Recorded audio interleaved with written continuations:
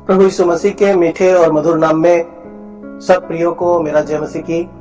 और आशा करता हूं कि आप सब अच्छे हैं, स्वस्थ हैं और परमेश्वर को महिमा करते हुए आगे बढ़ रहे हैं। प्यारों, हम लोग इन दिनों में बाइबल के ऊपर में बहुत ही गंभीर विषय, बहुत ही सुंदर विषय को देख रहे हैं। हम लोग देख रहे हैं कि पुराना नियम 5 भागों में बांटा गया है, जिसमें से हम लोगों ने भाग 3 तक देख चुके हैं। पहला भाग हम लोग देखे हैं जिसको व्यवस्था की पुस्तक कहा जाता है, जिसमें 5 किताब है, उत्पत्ति से लेकर व्यवस्था विवरण तक। फिर हम लोगों ने देखे दूसरा भाग जिसमें 12 किताबें हैं, जो यहोशू से लेकर के एस्टेर पुस्तक तक है, जिसको इतिहास की पुस्तक कहा जाता है।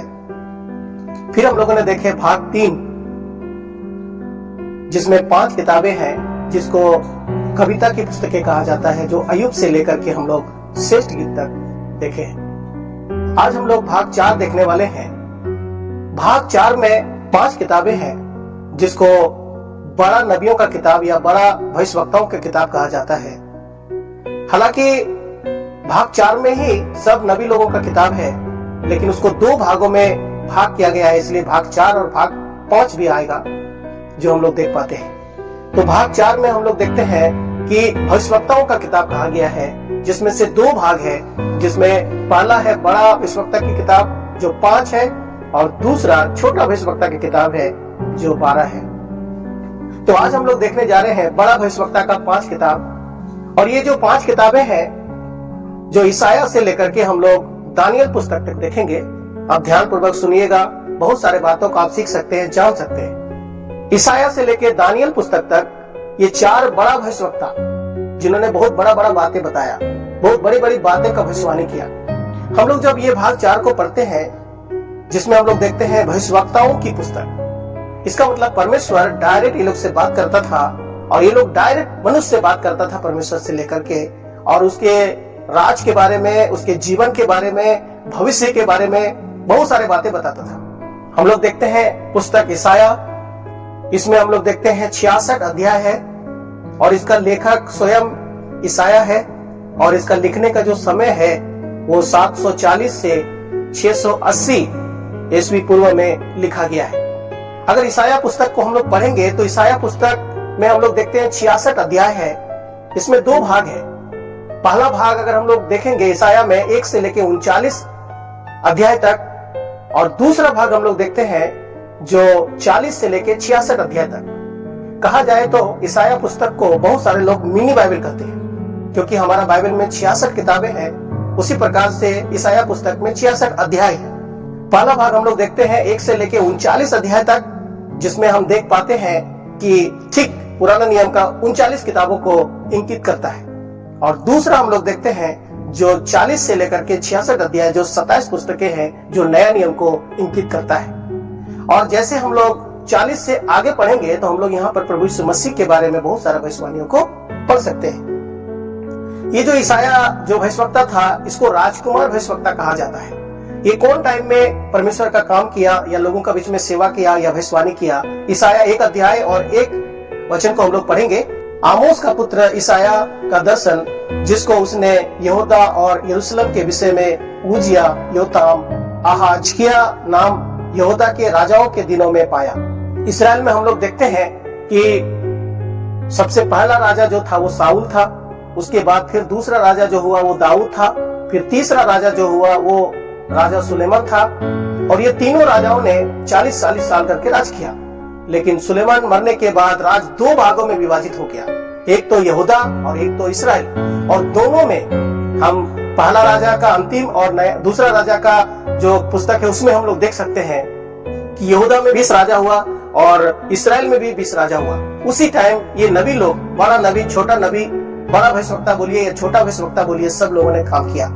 और हम लोग यहाँ पर देखते हैं जो आमोस का पुत्र ईसाया को जो दर्शन मिला था, जो यरूशलेम और यहूदा के विषय में भविष्यवाणी करने के लिए मिला था, जो परमेश्वर ने इसको दिया था। उस समय यूजिया राज कर रहा था, योताम राज कर रहा था, आहाज राज कर रहा था और हिजकिया राज कर रहा था, जो हम लोग दूसरा राजा का पुस्तक, दूसरा इतिहास की पुस्तक में हम लोग पढ़ सकते हैं। प्यारो, अगर आप अच्छा से जानना चाहते हैं ये जो भविष्यवक्ताओं ने जो कुछ भी लिखा है, इसको अगर आप अच्छा से समझना चाहते हैं, आपको राजाओं का पुस्तक को पढ़ना बहुत जरूरी है। और ईसाया जो भविष्यवक्ता था, ये भविष्यवाणी बहुत सारे बातों के बारे में किया। प्रभु का दिन, इस्राएल को आशीष मिलेगा, पूरा दुनिया को आशीष मिलेगा, कैसे लोग बच सकता है, यीशु मसीह के बारे में, बहुत सारे बातों के बारे में, अलग अलग देशों के बारे में, अलग अलग जातियों के बारे में उन्होंने भविष्यवाणी किया है। पूरा ईसाया पुस्तक पढ़िएगा, आपको बहुत सारे बातें सीखने के लिए मिलेगा। आइए हम लोग देखते हैं दूसरा किताब जो है यिर्मयाह का पुस्तक। हम लोग देखते हैं यिर्मयाह की पुस्तक में 52 अध्याय है और इसका लेखक स्वयं यिर्मयाह है और इसका लिखने का जो तिथि है वो 627 से 585 ईस्वी पूर्व में लिखा गया है। और यिर्मयाह एक छोटा लड़का था जब परमेश्वर ने उसको बुलाया। अगर यिर्मयाह उसका एक अध्याय अगर आप पढ़ेंगे तो आप यहाँ पर देख पाएंगे कि यिर्मयाह खुद बोलता है, मैं तो लड़का हूँ। फिर हम लोग देख पाते हैं कि यिर्मयाह एक छोटा लड़का था और वो याजक भी था और एक छोटा लड़का परमेश्वर का काम करता है और बहुत बड़ी भविष्यवाणी करता है। और हम लोग देखते हैं कि यिर्मयाह ने बहुत सारे बातों के ऊपर में जो उन्होंने वचनों को लिखा है, भविष्यवाणी किया है। वो कौन टाइम में भविष्यवाणी किया था, हम लोग यिर्मयाह उसका एक अध्याय में पढ़ सकते हैं। एक वचन में, हिल्किय्याह का पुत्र यिर्मयाह जो बेन्यामीन देश के अनातोत में रहने वाले याजकों में से था, उसी के ये वचन है। यहोवा का वचन उसके पास आमोन के पुत्र यहूदा के राजा योशिय्याह के दिनों में उसके राज के 13वें वर्ष में पहुंचा।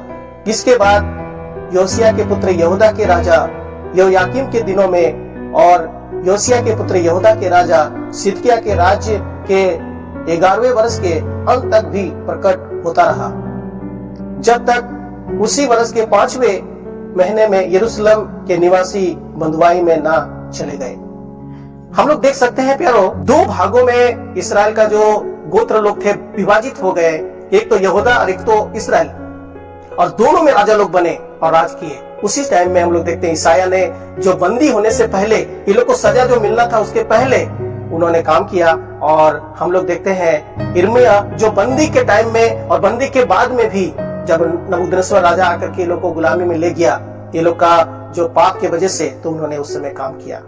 प्यारो, इस किताब में हम लोग देख सकते हैं इसराइल लोग जो 70 साल का बंदित्व में चला जाता है, किस प्रकार से नाश होता है, किस प्रकार से परमेश्वर को ठुकरा करके लोग का जीवन में तकलीफ आता है। परमेश्वर उसका पति था और इसराइल लोग उसकी पत्नी, कितना प्रेम था, लेकिन इन लोगों ने, इसराइल लोगों ने क्या किया, परमेश्वर को धोखा दिया। प्यारो, हम लोग इसमें बहुत सारी बातें सीख सकते हैं, जान सकते हैं, आप पढ़िएगा। और यिर्मयाह को रोने वाला भविष्यवक्ता के नाम से जाना जाता है। यिर्मयाह ने ही तीसरा किताब जो बिलाप गीत है, हम लोग देखते हैं जो यिर्मयाह ने ही लिखा। जब हम लोग बिलाप गीत को देखते हैं तो हम लोग देख पाते हैं कि बिलाप गीत में 5 अध्याय है और इसका लेखक यिर्मयाह है और इसको लिखने का जो तिथि है वो 586 से 585 ईस्वी पूर्व है। और इसमें जो 5 अध्याय है, जिसमें से 1 और 2 अध्याय में आप 22 वचन करके पढ़ सकते हैं, फिर 3 अध्याय में आप 66 वचन को पढ़ सकते हैं और फिर 4 और 5 अध्याय में आप 22 वचन करके पढ़ सकते हैं। हम लोग देखते हैं यिर्मयाह का एक बहुत बड़ा विलाप गीत हम लोग यहाँ पर देखते हैं। किस विषय पर विलाप करता है, अगर हम लोग विलाप गीत 1 अध्याय और कुछ वचनों को पढ़ेंगे, यहाँ लिखा है, जो नगरी लोगों से भरपूर थी वह अब कैसी अकेली बैठी हुई है, वह क्यों एक विधवा के समान बन गई है। वह जो जातियों की दृष्टि में महान और प्रांतों में रानी थी, अब क्यों कर देने वाली हो गई है। हम लोग यहाँ पर देख पाते हैं प्यारो कि ये जो यरूशलेम जो जगह था, वहां का लोग था, वो सब बंजर हो गया, उजाड़ हो गया, क्योंकि इन लोग के पाप की वजह से। हम लोग देखते हैं नबूकदनेस्सर राजा को परमेश्वर ने भेजा और पूरा इन लोग को बंदी बना करके ले गया और उसका जगह को तहस नहस कर दिया। परमेश्वर पापी से प्रेम करता है लेकिन पाप से नहीं। परमेश्वर पहले ही बोल दिया था कि अगर तुम लोग पाप को नहीं छोड़ेगा, मेरी बात को नहीं मानेगा, तुम लोग का जीवन में आशीष नहीं श्राप आएगा। और वही यहाँ पर हम लोग देख पाते हैं। हम लोग देखते हैं यिर्मयाह रोता है, यिर्मयाह विलाप करता है। यिर्मयाह एक छोटा लड़का था, उसी समय परमेश्वर ने उसको बुलाया। अगर यिर्मयाह 1 अध्याय हम लोग पढ़ेंगे और फिर वो काम करते रहा और परमेश्वर का सेवा करते रहा। फिर उसके बाद हम लोग देखते हैं चौथा किताब जो यहेजकेल का पुस्तक है। यहेजकेल का पुस्तक में हम लोग देखते हैं 48 अध्याय है और हम लोग देखते हैं इसका लेखक स्वयं यहेजकेल है और इसका लिखने का जो तिथि है वो 592 से 570 ईस्वी पूर्व में लिखा गया है। अगर यहेजकेल की पुस्तक आप पढ़ेंगे तो आप देख पाएंगे कि यहेजकेल भी एक याजक परिवार से था। आप इस किताब में देख पाएंगे परमेश्वर यहेजकेल को एक शब्द से बार बार बुलाता है, हे मनुष्य के संतान, हे मनुष्य के संतान, ऐसे करके बार बार लिखा हुआ हम लोग पढ़ते हैं। आप अगर अच्छा से पढ़िएगा घर में बैठ करके तो ऐसे हम लोग बार बार पढ़ते हैं, उसने मुझसे कहा हे मनुष्य के संतान, उसने मुझसे कहा हे मनुष्य के संतान। और हम लोग देख पाते हैं कि ये किस टाइम में काम किया, भविष्यवाणी किया। हम लोग एक अध्ययन पढ़ते हैं, 30वें वर्ष के 4थे महीने के 5वें दिन मैं बंधुओं के बीच कबार नदी के तीर पर था, तब स्वर्ग खुल गया और मैंने परमेश्वर के दर्शन पाए। यहोयाकीम राजा की बंधुआई के 5वें वर्ष के 4थे महीने के 5वें दिन को कसदियों के देश में कबार नदी के तीर पर यहोवा का वचन बूजी के पुत्र यहेजकेल याजक के पास पहुंचा और यहोवा की शक्ति उस पर प्रकट हुई। हम लोग देख पाते हैं कि यहेजकेल ने जो बहुत बड़ा भविष्यवाणी किया, बहुत सारे बातें लिखा, और स्वयं यहेजकेल एक याजक भी था। प्यारो, इसी प्रकार से यहेजकेल ने काम किया और बंधुओं के समय में जब उन लोगों को बंदी बना के ले गया, उसी का टाइम में वो कसदियों के देश में वो सब दर्शन पाया। उसने परमेश्वर का दर्शन पाया, उसने 4 प्राणियों का दर्शन पाया, उसने मंदिर के ऊपर में, बहुत सारे बातों के ऊपर में, और बहुत सारे और भी बातें हम इसमें पढ़ सकते हैं। आप घर में बैठ के पढ़िएगा, बहुत सारे बातें आप इसमें सीख सकते हैं। अंतिम पुस्तक हम लोग देखते हैं दानियल की पुस्तक। ये जो दानियल की पुस्तक है इसमें 12 अध्याय है और इस किताब का लेखक स्वयं दानियल है और इसका लिखने का जो तिथि है वो 537 ईस्वी पूर्व है। पहला राजा और दूसरा राजा, पहला इतिहास और दूसरा इतिहास आप पढ़िएगा, हम लोग को पता चलेगा राज 2 भागों में विभाजित हो गया राजा सुलेमान मरने के बाद में। फिर इधर भी राजा हो रहा था, उधर भी राजा हो रहा था, और हम लोग देखते हैं कि यहूदा के लोगों को भी बंदी बना के ले गया और इस्राएल के लोगों को भी बंदी बना के ले गया, जो हम लोग छोटे भविष्यवक्ताओं की पुस्तक में भी पढ़ेंगे अभी। उसके बाद हम लोग देखते हैं कि उसी समय में हम लोग देखते हैं जब बंदी बना के ले गया तो दानियल को और दानियल के 3 और मित्र थे जो सदरक, मेशक, अबेदनगो, इनको भी हम लोग देखते हैं बंदी बना करके ले गया। दानियल अगर एक अध्याय में हम लोग कुछ वचनों को पढ़ेंगे तो इस प्रकार लिखा है, यहूदा के राजा यहोयाकीम के राज के 3रे वर्ष में बेबीलोन के राजा नबूकदनेस्सर ने यरूशलेम पर चढ़ाई करके उसको घेर लिया। तब परमेश्वर ने यहूदा के राजा यहोयाकीम को परमेश्वर के भवन के कई पात्रों सहित उसके हाथ में कर दिया। उसने उन पात्रों को सिनार देश में अपने देवता के मंदिर में ले जाकर अपने देवता के भंडार में रख दिया। तब उस राजा ने अपने खोजों के प्रधान अस्पनज को आज्ञा दी कि इस्राएली राजपुत्रों और प्रतिष्ठित पुरुषों में से ऐसे कई जवानों को ला।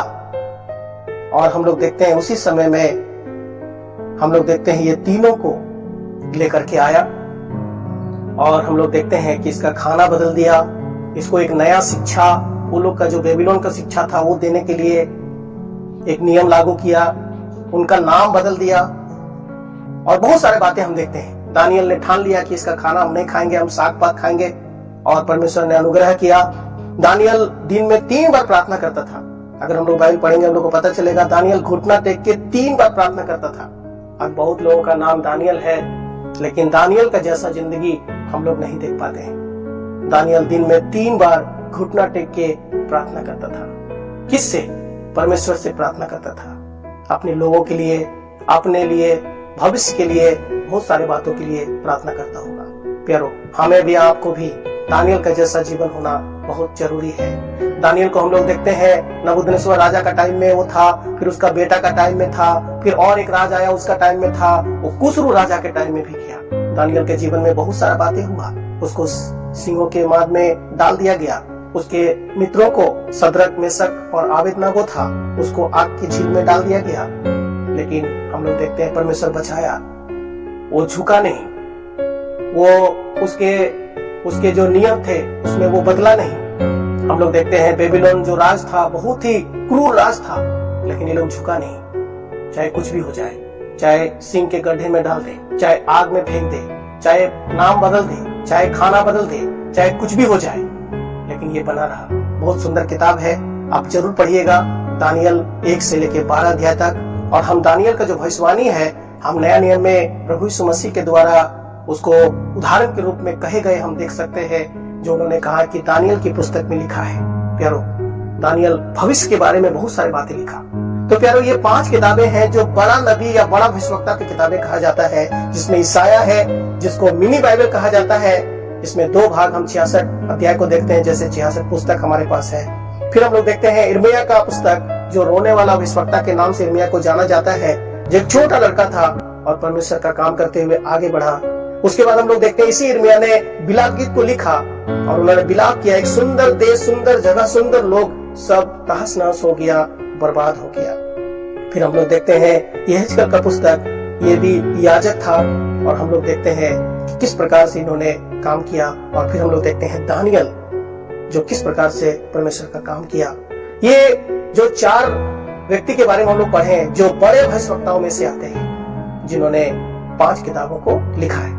आशा करते हैं आप बहुत बातों को सीख पाए और घर में बैठ के आप पढ़िएगा। कुछ कमेंट है, कुछ बात आप नहीं समझ पा रहे हैं, आप लिखिएगा, मैं जरूर बताएंगे। और आप पहला राजा और दूसरा राजा, पहला इतिहास और दूसरा इतिहास पढ़िएगा, क्योंकि कहानी उधर से शुरू होता है। नबी लोग उसी समय में काम किया है। परमेश्वर हम सबको आशीष दे। आप लोगों ने सुना है, इसलिए आप सबको बहुत बहुत धन्यवाद। अगला वीडियो बहुत जल्दी आ रहा है, जो भाग 5 है, अब देखना नहीं भूलिएगा। साथ में आप दूसरों को भी शेयर कीजिएगा, दूसरों को भी भेजिएगा। हमारा चैनल में जुड़े रहिएगा। बहुत गंभीर विषय पर हम लोग बातचीत कर रहे हैं, सीख रहे हैं, क्योंकि अगर हम इस प्रकार से सीखेंगे तो परमेश्वर हमें बहुत आशीष देंगे और हम अच्छा से बाइबल को जान पाएंगे, दूसरों को भी बता पाएंगे। फिर से सुनने के लिए आप सबको बहुत बहुत धन्यवाद। परमेश्वर हम सबको आशीष दे।